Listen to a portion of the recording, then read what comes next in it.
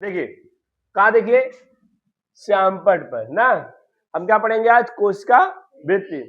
मैं एक बार फिर कह रहा हूं आपसे ना, उस दिन कहा था ना, कोशिश करने वालों की हार नहीं होती ना, तो आप लोग कोशिश कर। और ये क्या कहा था, एक चीज क्या कहा था, मंजिल मिले या ना मिले ये तो मुकद्दर की बात है, हम कोशिश ही ना करें बेकार।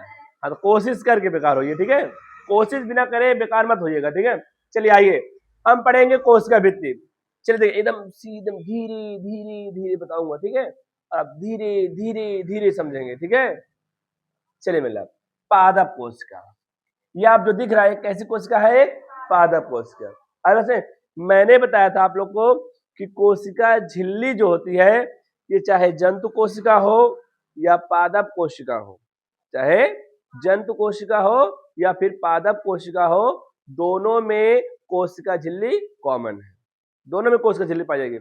परंतु पौधे में सब कोशिका झिल्ली के अतिरिक्त एक और झिल्ली पाई जाती है या एक और स्तर होती है, उस स्तर को हम लोग क्या कह देते हैं, कोशिका भित्ति कह देते हैं। क्या कह देते हैं, कोशिका भित्ति कह देते हैं। इतना समझ आया। कोशिका भित्ति एक निर्जीव कोशिका होती है, एक निर्जीव लेयर होती है या एक निर्जीव कोशिका होती है। कोशिका भित्ति कैसी होती है, निर्जीव होती है, अरे सजीव नहीं होती है, कोई दिक्कत। और ये क्या होती है, निर्जीव होती है, आई बस में। और इनके जगह जगह पर छोटे छोटे क्या होते हैं, छिद्र होते हैं, छोटे छोटे क्या होते हैं, छिद्र होते हैं। इन छिद्रों में से क्या होते हैं, एक कोशिका दूसरे कोशिका को परस्पर बांधकर रखता, और इसमें से पतली धागे नुमा, पतली, देखिए इधर देखिए, इधर मानता हूं एक पादप कोशिका है, ये दूसरी पादप कोशिका है, फिर बगल में तो ऐसे सट सट के लगी होंगी, है ना, बहुत सारे पादप कोशिकाएं हैं। इन सभी पादप कोशिकाओं में सबसे बाहरी स्तर क्या होती है, कोशिका भित्ति होती है। इन कोशिका भित्ति में जगह जगह पर क्या होते हैं, छोटे छोटे छिद्र होते हैं, और इन छिद्रों में से जीव द्रव्यी, इनके कोशिका में से उन्हीं के यानी कोशिका में से जीव द्रव्यी, कोशिका द्रव्य में से क्या निकलते, जीव द्रव्यी तंतु पतले धागे नुमा। कोशिका द्रव्य में से प्रत्येक पादप कोशिका के कोशिका द्रव्य में से क्या, किसमें से, कोशिका द्रव्य में से एक जीव द्रव्यी, क्या भैया, जीव द्रव्यी तंतुक, एक धागे नुमा संरचना निकलती है जो एक कोशिका को दूसरे कोशिका से परस्पर जोड़े रखती है। और उसी के द्वारा क्या होता है, देखिए पादप कोशिका तो निर्जीव है, जब निर्जीव है एक कोशिका दूसरे कोशिका में कोई भी अगर आदान प्रदान करना होगा खाद्य पदार्थों को तो कैसे जाएगा, नहीं जाएगा। अरे भाई इधर देखिए, ये देखिए ये पूरी दीवार है, सीमेंटेड है कि नहीं है ना, यहाँ पे कहीं मुक्का उक्का है नहीं ना। अब इधर की चीज अगर उधर भेजना कैसे भेजेंगे, नहीं भेजना, नहीं भेज। अगर थोड़ा बहुत छोटे छोटे छिद्र होते हैं, गाना होता है टुकुर टुकुर देखते हो क्या ना, पहले जमाने का ना, देख रहा है अपने किसको, बेगम को ना, हाँ गुड, मुक्के में से ना, अब देख रहा, क्यों देख रहा भाई, देख रहा होगा भाई वही जाने ना। लेकिन अगर वो मुक्का नहीं होता, छोटा छिद्र नहीं होता, तो क्या उसका मटेरियल उसके में निकल जाए। पहले तो कबूतर जा जा जा, अब कबूतर आ ना, अब ये है ना आई बस में।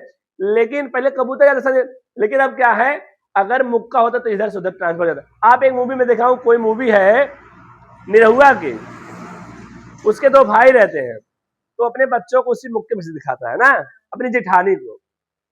मेरा कहने का मतलब है कोशिका द्रव जो कोशिका भित्ति होती है, उसपे जगह जगह पर क्या होता है भैया, छोटे छोटे छिद्र होते हैं, क्या होते हैं, छिद्र होते हैं।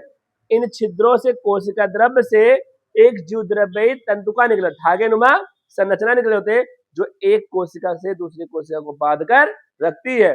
और यही जो धागे नुमा संरचना, इसी इसी छिद्र के थ्रू एक कोशिका से दूसरे कोशिका में क्या होता है, खाद्य पदार्थों का आदान प्रदान होता है। आया समझ में। और ये जो कोशिका भित्ति होती है, ये किसकी बनी होती है मेरे लाल, सेलुलोज की बनी होती है। किसकी बनी होती है? सेलुलोज की। ये पूछा गया कॉम्पिटेटिव एग्जाम में, कंपटीशन में पूछा गया है। आईवास में मैं ही बैठा था एक, किसमें? पेट वाले में। किसमें बैठा था?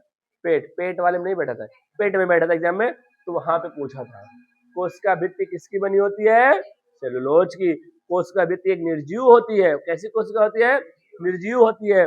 और ये इनके बीच में छोटे छोटे छिद्र होते हैं, और इन छिद्रों के से कोशिका द्रव्य में से धागे नुमा संरचना निकलती है। इन धागे नुमा संरचना को ही क्या कह देते हैं मेरे लाल? जीवद्रव्यी तंतु कह देते हैं। इंग्लिश में बोलते हैं प्लाज्मोडेस्मेटा। क्या बोलते हैं? प्लाज्मोडेस्मेटा। आई बात समझ में आया ना? अब सुनिए, अब इसके कार्य देख लीजिए। किसके कार्य? किसके कार्य भैया? कोशिका द्रव्य के कार्य। ये देखिए कोशिका द्रव्य क्या होता है? ये दृढ़ होती है, मजबूत होती है। आई बस में लचीली भी होती है, कह सकते हैं। और सुनिए, ये कोशिका को आकार प्रदान करता है। क्या प्रदान करता है? आकार। एक निश्चित आकार देता है। क्या देगा? एक निश्चित आकार देता है। ये पौधों की कोशिका को क्या करता है? एक निश्चित आकार प्रदान करता है। आई बात में अगला देखिए, बस यही इसका काम है। आई बात में निश्चित आकार देना, दृढ़ होती है, मजबूत होती है, और क्या करता है? उसमें प्लाज्मोडेस्मेटा होती है, जीवद्रव्यी तंतु धागेनुमा संरचना होती है, जो एक कोशिका को दूसरे कोशिका से जोड़कर रखती है। कोशिका द्रव्य समझ में आया?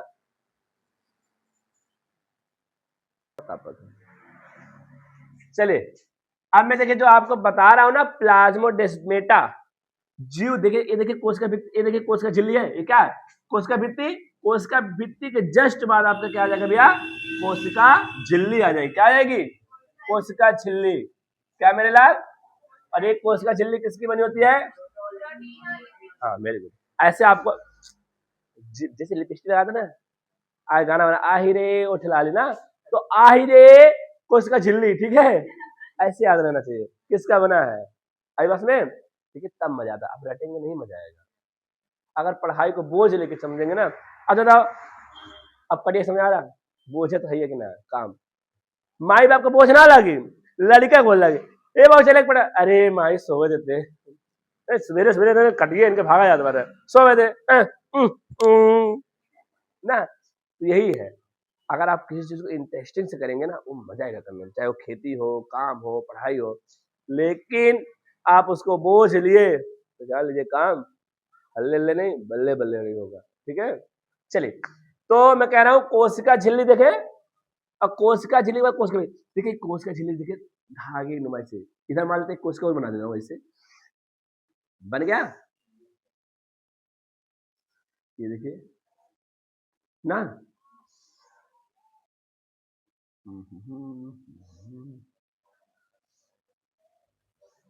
एक कोशिका हो गया कि नहीं हो गया? हो गया ना। अब देखिए इससे जुड़ा कि नहीं जुड़ा? देखिए धागे नुमा संरचना देखिए क्या कि नहीं गया? यही धागे नुमा संरचना आपको क्या कहलाती है भैया? मैं कह रहा है जीवद्रव्यी तंतुक कहलाता है। क्या कहलाता है? जीवद्रव्यी तंतुक, यानी धागे नुमा संरचना होती है। इंग्लिश में हमारे लाल ये क्या बोलते हैं? प्लाज्मोडेस्मेटा। हमारा बेटा ना प्लाज्मोडेस्मेटा एक धागे नुमा संरचना होती है, जो कोशिका झिल्ली से निकलकर एक कोशिका को दूसरे कोशिका से बांधे रखी थी है। जैसे मैंने हाथ मिला, मेरा हाथ इसके हाथ से जोड़ के रखा कि नहीं रखा? कहीं मदारी दिखा रहा है आई बात समझ में आया कि नहीं आया? आया। देखिए हाथ था, हाथ धागे नुमा संरचना निकला मेरे बेटे की जरूरत है ना, इसके से निकला, संपर्क बना दिया कि नहीं? यही चीज है आपका यहाँ पे भी। आई बात समझ में? कहाँ पे? यहाँ पे कोशिका झिल्ली से, मैंने कहा ना कोशिका भित्ति में जगह जगह छेद होते हैं। आप लोग मैंने ये छेद ना है, देखो ना ना, ये नहीं रहेगा तो खाना नहीं जाएगा, ये नहीं रहेगा तो ऑक्सीजन नहीं जाएगा, तो छेद भी जरूरी है। ठीक है, हाँ। और सुनिए, मैंने कहा कोशिका भित्ति में जगह जगह छिद्र होती है, उन छिद्रों से कोशिका झिल्ली में से धागे नुमा संरचना निकलती है। ये धागे नुमा संरचना क्या कहते हैं? जीवद्रव्यी तंतुक कहते हैं। ये एक कोशिका से दूसरी कोशिका को क्या करती है, बांध कर रखती है और साथ साथ खाद्य पदार्थों का आदान प्रदान। चलो रे डोली उठाओ पिया कहा ना, आइए मेरे लाल यहाँ देखिए और देखिए अरे रुक जा मेरे लाल। अब देखो कोशिका भित्ति में क्या, सॉरी पादप कोशिका में क्या होती है, सबसे बाहरी लेयर कोशिका भित्ति, उसके बाद कोशिका झिल्ली, उसके बाद अंदर जाएंगे कोशिका द्रव्य आ जाएगा, क्या आएगा। और सुनिए पादप कोशिका में तारकाय नहीं होती, तारकाय नहीं होती। आई बस में अभी आपको आगे या कल जो भी होगा पादप कोशिका देखा ध्यान, ये आ गए ना, सीधे आगे जाओ यहाँ है, ठीक है। अब सुनिए मेरा, आपको जंतु कोशिका पादप कोशिका आप लोग स्वयं से लिख के लेके आएंगे, ठीक है। सुनिए इधर चुप छड़ी जाएगा, इधर देखिए पादप कोशिका में जब आप कोशिका द्रव्य में, मैंने कहा पादप कोशिका में तारकाय नहीं होती, आई बस में लाइसोसोम नहीं होती, आई बस में। अब सुनिए पादप कोशिका में सबसे बड़ी रिक्तिका होती है, क्या होती है, रिक्तिका, मैं लिखा हूं ना रिक्तिका, ठीक है ना।